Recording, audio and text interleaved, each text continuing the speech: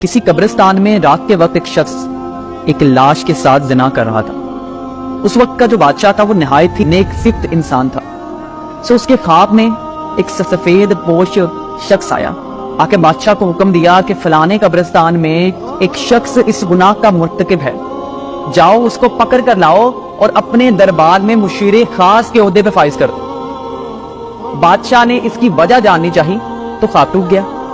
وہ سوچ میں پڑ گیا۔ بہرحال اس نے اپنے سپاہی بھیجے اس مقام پر، تو وہ شخص واقع ہی اس گناہ میں مبتلا تھا۔ سپاہیوں کو دیکھ کے بندہ بھوکلا اٹھا، اس کو لگا کہ آج میری موت طے ہے، لیکن جیسے ہی وہ دربار میں پہنچا تو اس کو مشیر خاص کے عہدے پہ بٹھا دیا گیا۔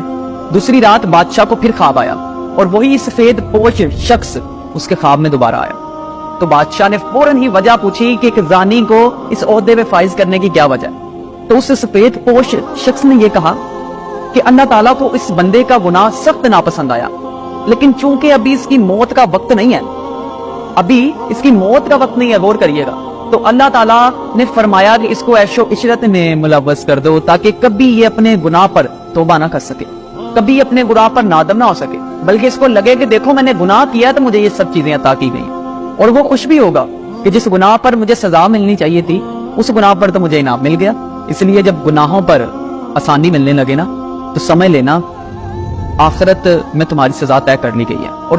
آج ہم سب لوگوں کا کیا خیال ہوتا ہے کہ یار وہ بندہ اتنا کرپٹ ہے، وہ اتنا غلط ہے، لیکن دیکھو اللہ نے تو اس کو سب دے دیا، اللہ تو اس کو سب دے رہا ہے۔ آپ لوگ خود سوچیں،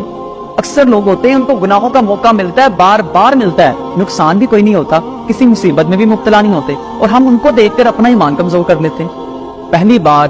گناہ پر دل زور زور تک دھڑکے گا، دماغ غیر شعوری طور پر سگنل دے گا، دل کو ٹھیس پہنچے گی، جسم لاغر ہونے لگے گا، جسم کانپنے لگے گا۔ یہ وہ وقت ہوتا ہے جب ایمان جھنجھو رہا ہوتا ہے کہ باز آ جاؤ، پرے ہٹ جاؤ، لیکن جب دوسری باری آئے گی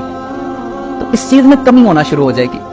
اور پھر ایک ٹائم آتا ہے انسان مست ہو جاتا ہے، خوش ہو جاتا ہے، لیکن اس کو یہ پتا نہیں ہوتا کہ اوپر